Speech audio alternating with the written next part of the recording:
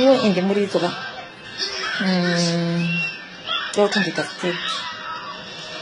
because iwowo ungatauri kuti ye ndakafurirwa ndiani angakufurira panyaya dzenyoro ndiani angakufurira panyaya dzenyoro kuti inonobvisa group uri venyu yakadaro mundiudza kuti hanzi ye tikapedzera kuonana last year nderini mbozati munana handiri muna Febru saka unyepera vanhu iwewe kuti tikapedzera kuonana last year ye takarambana iwo last week chamusema ndongoro kumba kwangu pakuuya na 12 o'clock wakutondiudza iwe kuti wakafurirwa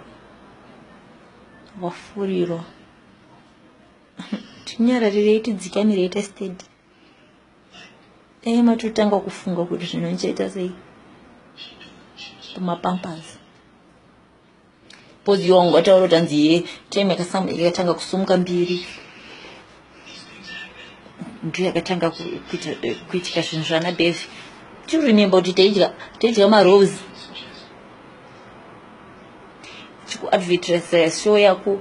tichiita maroad shows ako mutaundi tichiita maclean up tichidya marose asina chinhu ndichingoti aiwa mume wangu zvichaita nichikumbokubatsira nichikuziva une tumapindi nichiti aiwa mume wangu zvichaita nichitombokutengera hembe ichiti aiwa nhamo dai yavharika itaonekera tese nhasi wondudza kuti pakasumuka mbiri ndipo pakatanga kuita zvinhu zvese izvi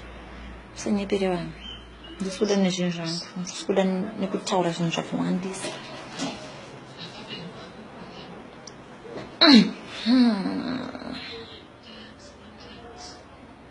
ndisi kuda kutaura zvakawandisa because tikatana wasitana naOlinda ina ndigona kuchema but ndokona kutaura masangutaura zvekuitika kuti vanhu vazive kuti aiwa taitombotenderera tese tiita maroad shows kuti ndo vaderira ava ndini ende Muridzo wacho pasinangana nokuziva kana munhu wanai kuziva kunze kweyo kubudiriro kuwegaro